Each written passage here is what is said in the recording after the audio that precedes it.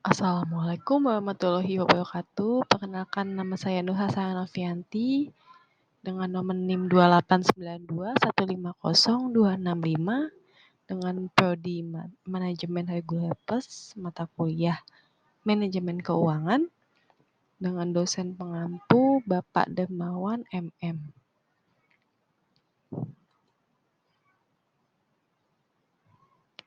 Saya ingin menjelaskan tentang laporan keuangan.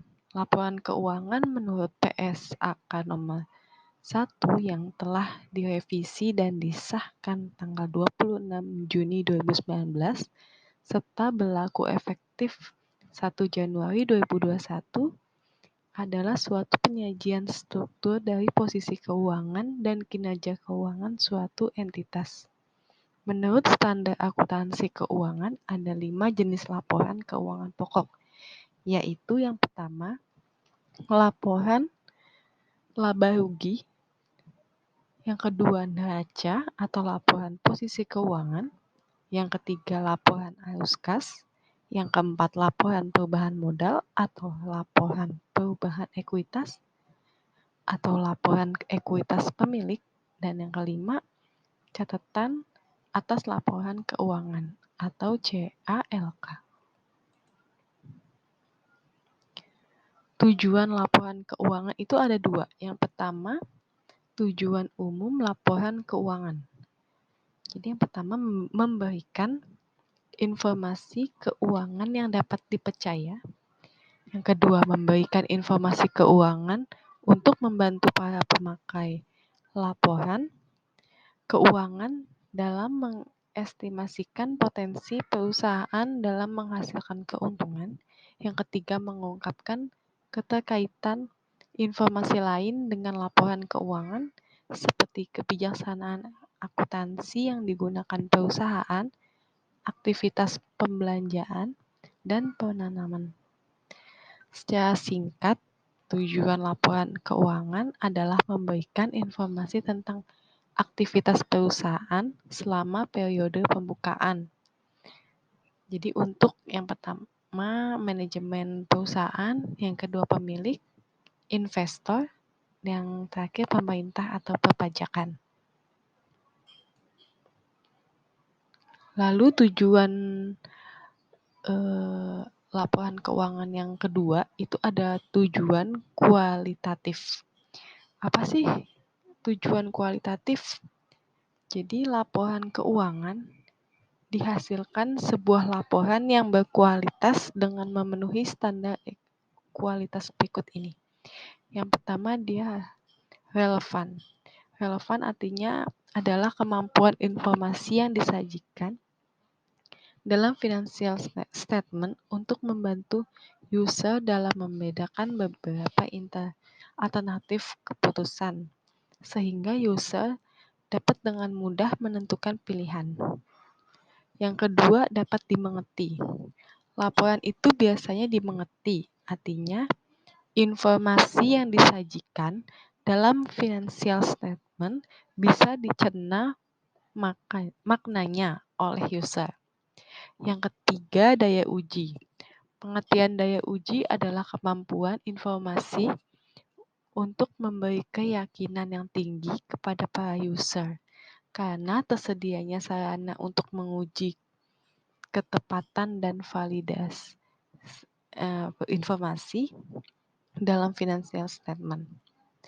Yang keempat, netral. Definisi netral adalah ketidakberpihakan pada kelompok tertentu dalam pelakuan akuntansi.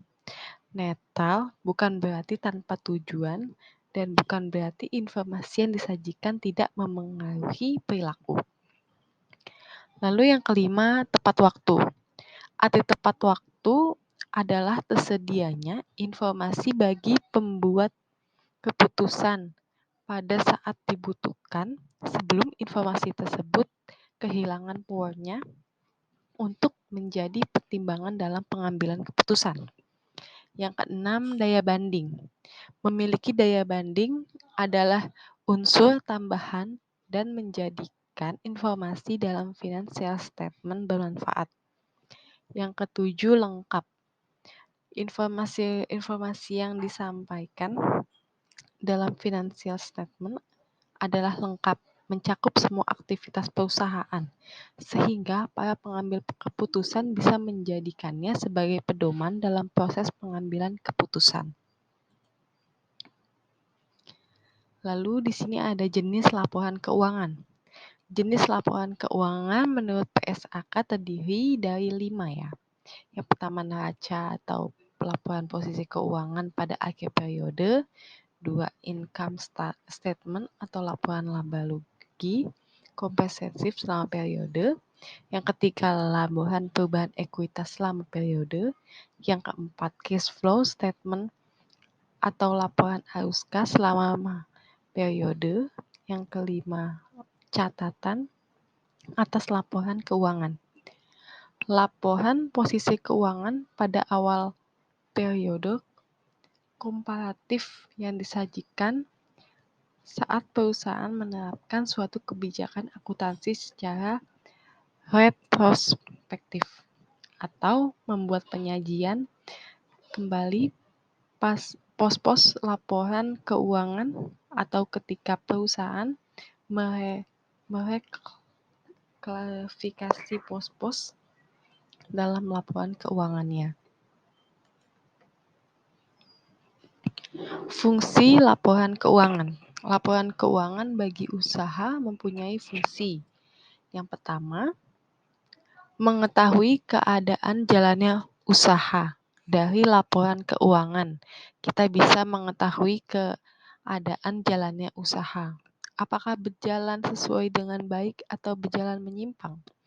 Bila usaha sudah berjalan di track yang benar, maka perlu dipikirkan selanjutnya adalah tentang kecepatan. Lalu yang kedua, melakukan evaluasi keadaan usaha, yaitu membaca dan menganalisis laporan keuangan kita akan mengetahui keadaan usaha serta melakukan evaluasi apa yang menyebabkan terjadinya kondisi tersebut. Misalnya, laporan laba rugi perusahaan menunjukkan keadaan minus atau rugi. Maka dengan melakukan evaluasi serta analisis menggunakan rasio-rasio keuangan, kita akan mengetahui apa yang menyebabkan kerugian itu. Selanjutnya mencari solusi dan eksekusinya di lapangan. Yang ketiga, bentuk laporan pertanggungjawaban pengelola usaha. Laporan keuangan adalah bentuk pertanggungjawaban pengelola usaha atau manajemen perusahaan kepada pemilik saham, kreditur, investor, dan calon investor. Dari laporan keuangan yang disampaikan kepada mereka akan menjadi acuan dalam proses pengambilan keputusan penting menyangkut perusahaan. Lalu di sini ada cara membuat laporan keuangan. Jadi yang pertama itu menyusun pencatatan data pengeluaran perusahaan. Yang kedua, menyusun pencatatan data penerimaan perusahaan. Yang ketiga, mempersiapkan data persediaan. Data persediaan disajikan di laporan neraca atau balance sheet.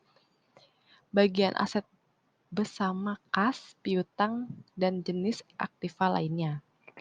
Yang keempat, menyusun data aset perusahaan. Aset lancar atau current asset dan aset tetap atau fixed asset yang harus disajikan dalam laporan posisi keuangan pada sisi aktiva. Lalu yang kelima, mempersiapkan data utang perusahaan. Utang adalah kewajiban perusahaan yang harus diselesaikan ketika jatuh tempo. Ada 2 jenis utang, yaitu utang lancar dan utang jangka panjang. Lalu yang keenam, mempersiapkan data piutang perusahaan. Piutang usaha akan disajikan dalam neraca di sisi aktiva. Ya, sekian penjelasan dari saya tentang laporan keuangan. Jika ada salah atau kurang kata, saya mohon maaf. Terima kasih. Wassalamualaikum warahmatullahi wabarakatuh.